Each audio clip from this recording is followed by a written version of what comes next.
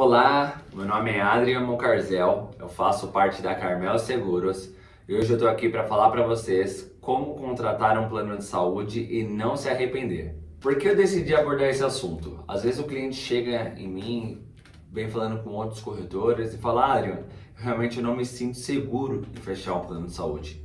Eu tenho medo de fechar um plano de saúde, o corretor me prometer uma cobertura e eu saber depois que eu fechei o contrato que eu não estou coberto por ela. Tenho medo de fechar um plano e em menos de 2 anos o meu plano dobrar o valor por conta de reajustes que eu não fui avisado. Ou até mesmo de eu pagar uma mensalidade e conforme a minha utilização eu ter cobranças adicionais. E para que isso não aconteça, eu vou fazer esse vídeo para vocês e vou dar 6 motivos que são mega importantes para que vocês façam uma contratação segura e para que vocês não se arrependam depois.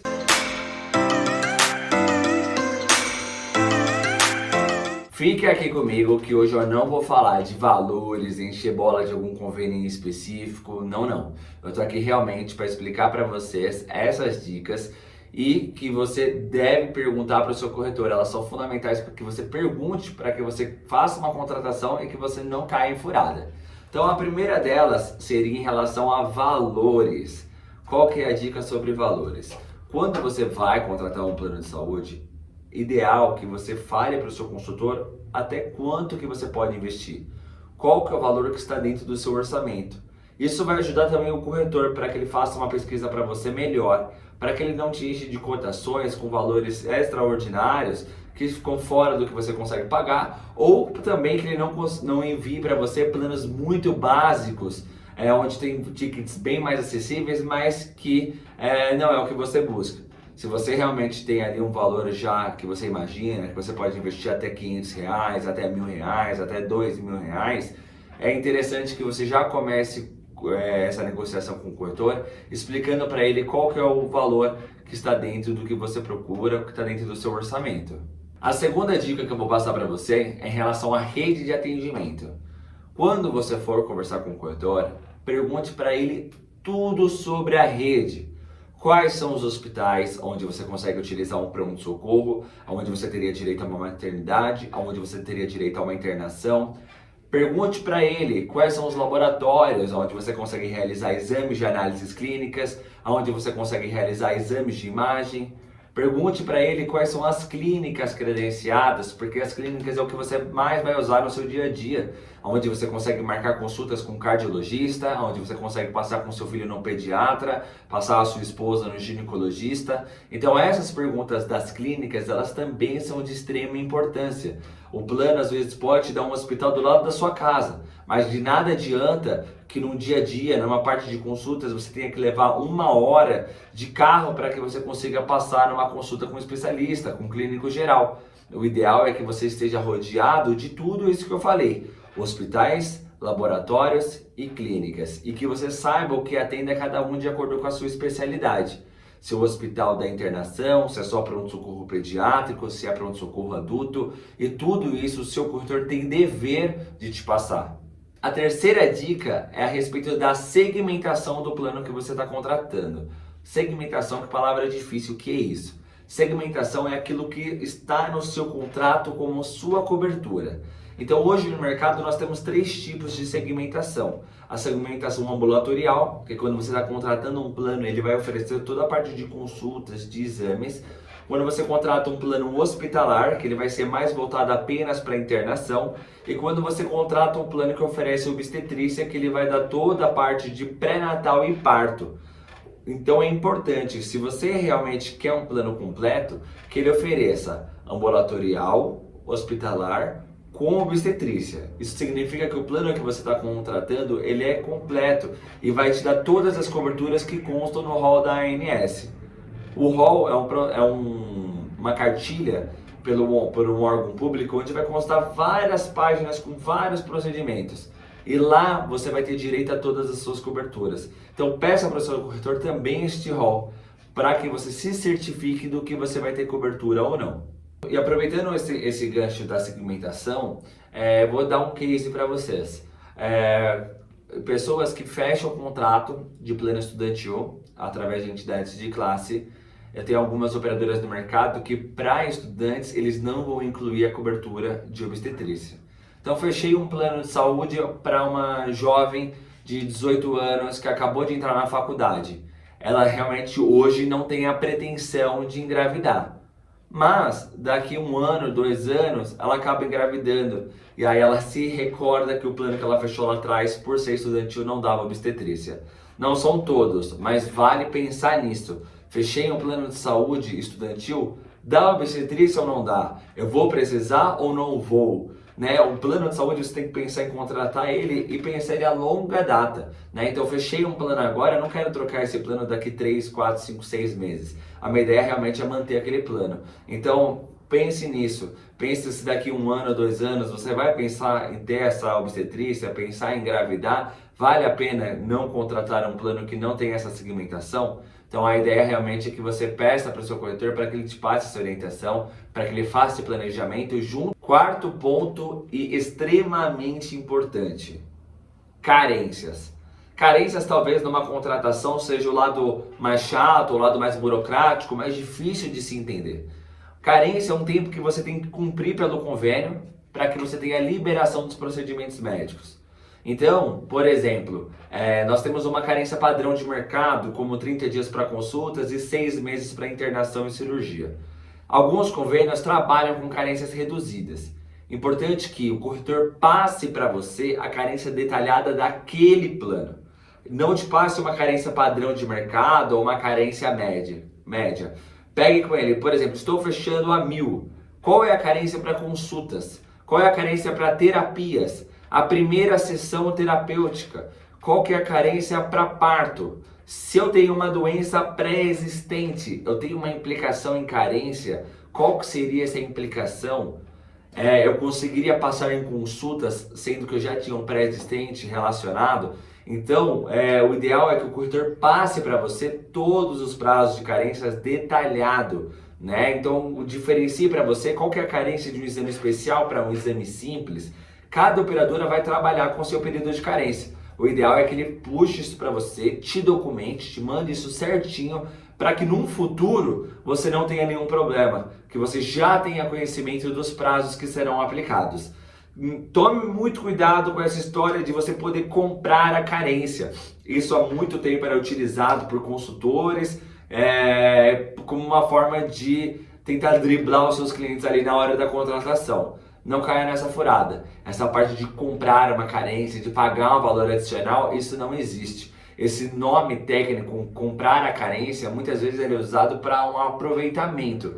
Então, o cliente que tem plano anterior, a gente faz uma compra ou um aproveitamento, uma redução parcial. Eu aproveito o tempo que ele cumpriu no plano anterior e reduzo no novo plano para que ele não tenha que iniciar a carência do zero. Um outro ponto é a portabilidade. Então, se você está com essa dúvida na cabeça, consulte o seu corretor para explicar se você tem esse direito, se não tem, se está dentro da regra ou não. Porque quando a gente parte para o lado de portabilidade, tem várias regrinhas da ANS. Seu plano precisa ter um certo tipo de compatibilidade com um novo produto. Então tudo isso, quem é que vai fazer esse estudo? É o seu corretor. Pergunte a ele. É ideal que ele faça esse planejamento também com relação a esses períodos. Bom, vamos para a nossa quinta dica, que seria com relação a reembolso. Adrian, todos os planos dão reembolso? Infelizmente não. O reembolso é algo que você tem como diferencial no seu produto.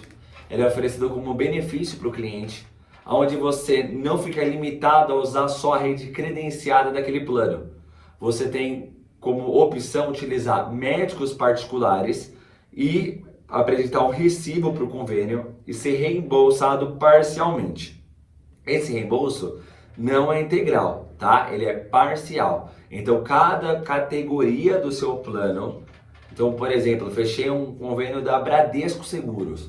Dentro da Bradesco eu tenho mais de 10 categorias. Cada uma delas vai ter um percentual de reembolso. O ideal é que você já pergunte para o seu corretor se ele dá reembolso e qual é o valor do reembolso para aquela categoria que você está contratando. Qual que é o valor de reembolso para consultas? Qual que é o valor de reembolso para terapias? Qual que é o valor de reembolso para uma internação? Então, cada procedimento também tem o seu valor. E o ideal é que o corretor te explique qual é o reembolso de cada procedimento também. A sexta dica de hoje é a respeito de coparticipação. O que é isso?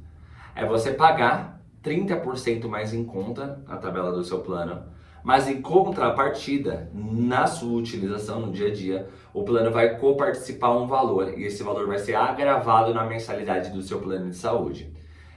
Adri, então não compensa fechar um plano com coparticipação? Pera aí, vamos fazer as contas. Depende do caso. Depende do seu perfil como cliente. Tem uns clientes que não usam o plano praticamente o ano todo. Vira e mexe, faz o plano só para fazer aquele check-up anual. Nesses casos, talvez seja interessante. Porque se você parar para pensar, todos os meses ele vai ter ali uma redução de 30%. Se você multiplicar por 12 ao longo de um ano, poxa, talvez você tenha reduzido aí um bom valor.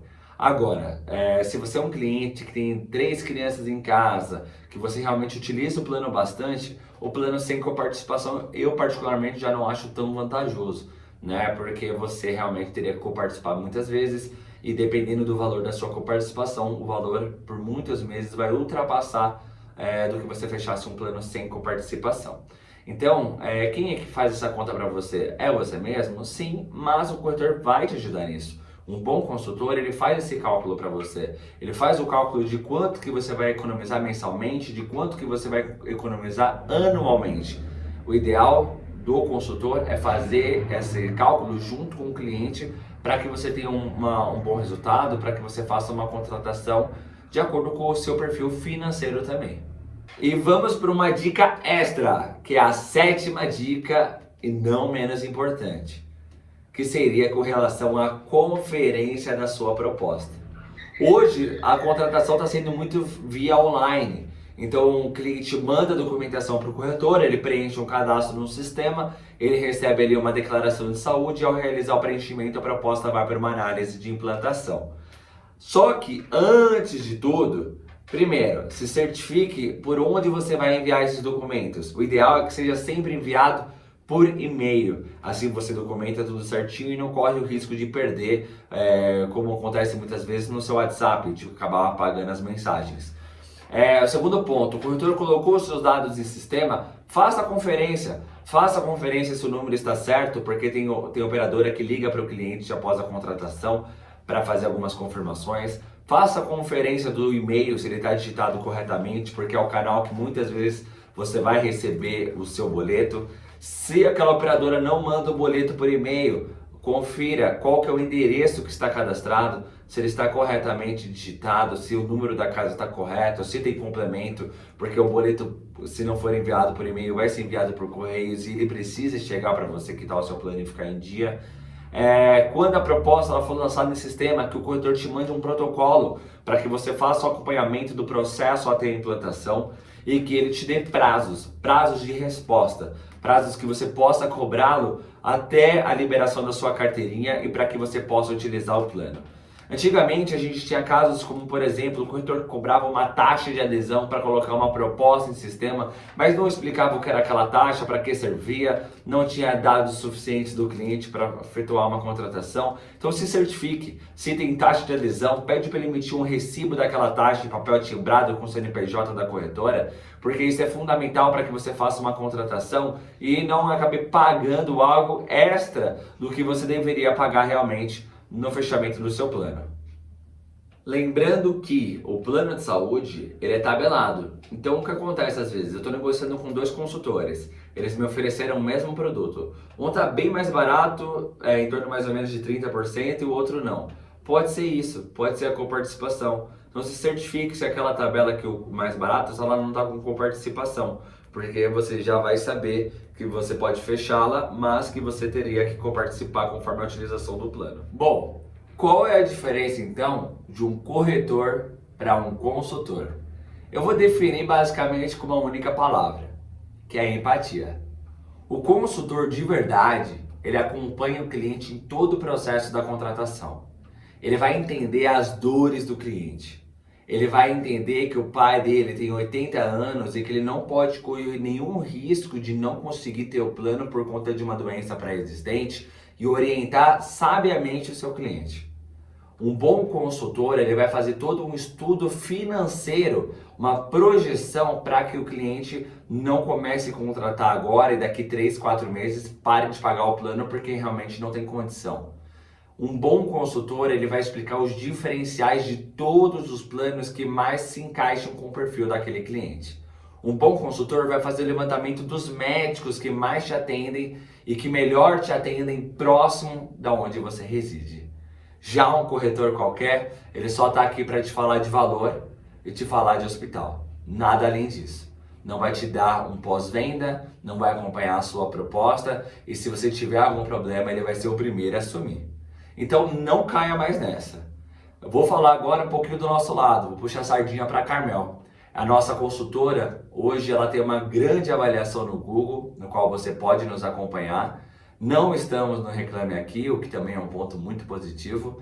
E nós temos vários feedbacks de vários clientes que, se você perguntar para qualquer um dos nossos consultores, a gente pode compartilhar com você para que você se certifique com quem você está contratando o plano. Não vou me esquecer de um ponto também, que nós temos registros na SUSEP. E quando você faz uma contratação de plano, pergunte sempre para o seu corretor qual que é o número do registro e qual que é o número do CNPJ. E por hoje é basicamente isso. Eu agradeço muito por você ter me acompanhado o vídeo até o final. Realmente é um vídeo informativo, é um vídeo que eu quero trazer para vocês essa ideia, né? Hoje nós estamos com um estúdio novo, um espaço novo realmente para trazer para você essa qualidade. E eu tenho certeza que você vai gostar mais e mais conforme o tempo que você for nos acompanhando. Ative o sininho, nos siga nas redes sociais, compartilhe com seus amigos e com as pessoas que você acha importante sobre esse vídeo. Até mais, a gente se vê em breve.